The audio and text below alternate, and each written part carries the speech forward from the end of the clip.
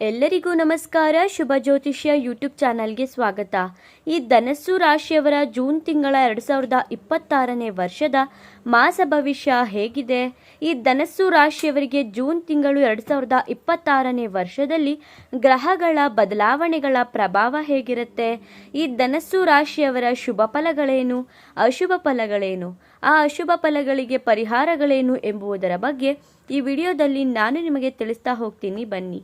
ಅದಕ್ಕೂ ಮುನ್ನ ನೀವೇನಾದರೂ ಧನಸ್ಸು ರಾಶಿಯವರಾಗಿದ್ದರೆ, ದೇವರು ಮತ್ತು ಜ್ಯೋತಿಷ್ಯ ಶಾಸ್ತ್ರವನ್ನು ನಂಬುವುದಾದರೆ ಈ ವಿಡಿಯೋಗೆ ಈಗಲೇ ಒಂದು ಲೈಕ್ ಕೊಡಿ ಮತ್ತು ತಪ್ಪದೇ ನಮ್ಮ ಶುಭ ಜ್ಯೋತಿಷ್ಯ ಯೂಟ್ಯೂಬ್ ಚಾನಲನ್ನು ಸಬ್ಸ್ಕ್ರೈಬ್ ಮಾಡ್ಕೊಳ್ಳಿ.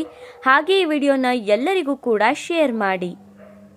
ಈ ಧನಸ್ಸು ರಾಶಿಯವರ 2026ರ ಜೂನ್ ತಿಂಗಳಲ್ಲಿ ಇವರ ಜೀವನ ಯಾವ ರೀತಿ ಬದಲಾವಣೆಗಳಾಗುತ್ತೆ ಗೊತ್ತಾ? ಹಾಗೆಯೇ ಯಾವ ಗ್ರಹಗಳ ಸಂಚಾರ ನಿಮ್ಮ ರಾಶಿಗೆ ಶುಭ ಫಲ ನೀಡುತ್ತೆ, ಯಾವ ವಿಷಯದಲ್ಲಿ ಎಚ್ಚರಿಕೆ ಇರಬೇಕು ಅಂತ ಸಂಪೂರ್ಣ ಮಾಹಿತಿಯನ್ನು ನೋಡೋಣ. ಹಾಗೆಯೇ ಈ ಧನಸ್ಸು ರಾಶಿಯವರಿಗೆ ಜೂನ್ ತಿಂಗಳು ಮಿಶ್ರ ಫಲ ನೀಡುವಂತಹ ತಿಂಗಳಾಗಿದೆ. ಕೆಲವರಿಗೆ ದೊಡ್ಡ ಅವಕಾಶ ಬರುತ್ತೆ, ಇನ್ನು ಕೆಲವರಿಗೆ ತಾಳ್ಮೆ ಪರೀಕ್ಷೆ ಆಗಬಹುದು. ವಿಶೇಷವಾಗಿ ಗುರು ಮತ್ತು ಶನಿ ಮಂಗಳನ ಸ್ಥಾನ ಬದಲಾವಣೆ ನಿಮ್ಮ ಜೀವನದ ಹಲವು ಕ್ಷೇತ್ರಗಳಲ್ಲಿ ಪರಿಣಾಮ ಬೀರುತ್ತೆ.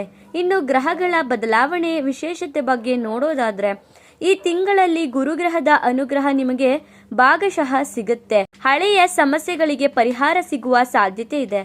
ಶನಿ ಗ್ರಹದ ಪ್ರಭಾವದಿಂದ ಕೆಲಸಗಳಲ್ಲಿ ಸ್ವಲ್ಪ ವಿಳಂಬ ಕಂಡು ಬಂದರೂ ಅಂತಿಮವಾಗಿ ಯಶಸ್ಸು ನಿಮ್ಮ ಪಾಲಾಗುತ್ತೆ. ಮಂಗಳನ ಚಲನೆಯಿಂದ ಕೋಪ ಮತ್ತು ಆತುರ ಹೆಚ್ಚಾಗಬಹುದು.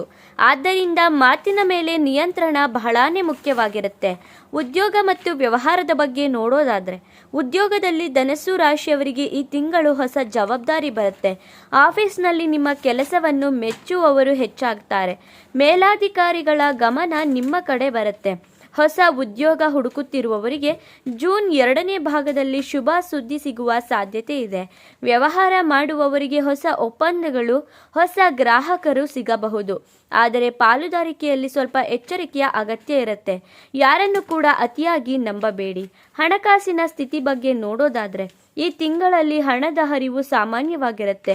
ಹಳೆಯ ಸಾಲ ತೀರಿಸುವಂತಹ ಅವಕಾಶ ಸಿಗುತ್ತೆ. ಆದರೆ ಅನವಶ್ಯಕವಾಗಿ ಖರ್ಚು ಕೂಡ ಹೆಚ್ಚಾಗುವ ಸಾಧ್ಯತೆ ಇದೆ. ಮನೆಗೆ ಸಂಬಂಧಿಸಿದಂತಹ ಖರ್ಚು ಅಥವಾ ವಾಹನದ ಖರೀದಿ ಯೋಚನೆ ಬರಬಹುದು. ಹೂಡಿಕೆ ಮಾಡುವ ಮೊದಲು ಹಿರಿಯರ ಸಲಹೆ ಪಡೆಯುವುದು ಉತ್ತಮ. ಜೂನ್ 18ರ ನಂತರ ಹಣದ ಭಾಗ್ಯ ನಿಧಾನವಾಗಿ ಉತ್ತಮವಾಗಿರುತ್ತೆ.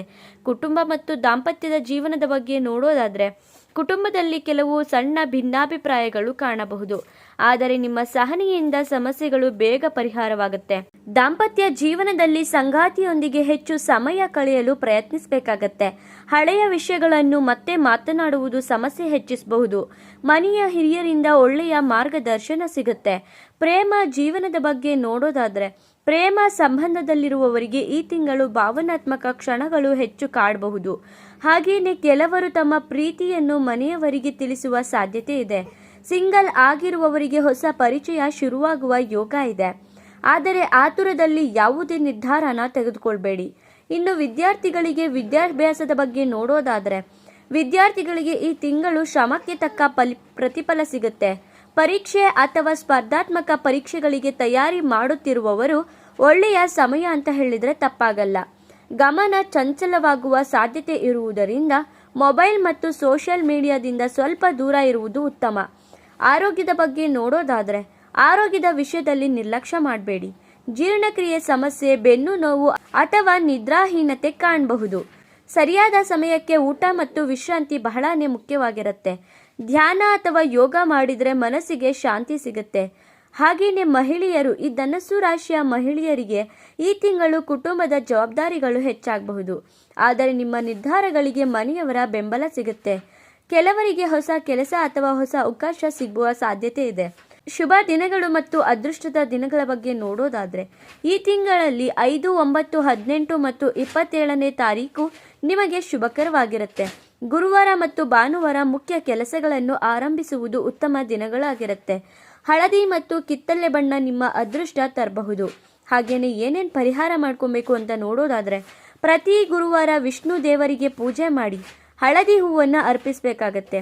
ಓಂ ಬೃಹಸ್ಪತಿಯೇ ನಮಃ ಅಂತ ಈ ಮಂತ್ರನ 21 ಬಾರಿ ಜಪಿಸಬೇಕಾಗತ್ತೆ. ಬಡವರಿಗೆ ಆಹಾರ ದಾನ ಮಾಡಿದರೆ ಶನಿದೋಷ ಕಡಿಮೆ ಆಗುತ್ತೆ. ಒಟ್ಟಾರೆಯಾಗಿ ಹೇಳೋದಾದರೆ ಜೂನ್ 2026ರಂದು ಈ ಧನಸ್ಸು ರಾಶಿಯವರಿಗೆ ನಿಧಾನವಾದ ಪ್ರಗತಿ ಮತ್ತು ಹೊಸ ಅವಕಾಶಗಳ ತಿಂಗಳಾಗಿರುತ್ತೆ. ತಾಳ್ಮೆ ಮತ್ತು ಸರಿಯಾದ ನಿರ್ಧಾರಗಳಿಂದ ಉತ್ತಮ ಫಲಗಳನ್ನು ಪಡಿಬಹುದಾಗಿದೆ. ನೋಡಿದ್ರಲ್ಲ, ನಿಮ್ಮದು ಕೂಡ ಧನಸ್ಸು ರಾಶಿನ? ಹಾಗಿದ್ರೆ ತಪ್ಪದೇ ಈಗಲೇ ಬೃಹಸ್ಪತಿ ಅಂತ ಕಮೆಂಟ್ ಮಾಡಿ. ಧನ್ಯವಾದಗಳು.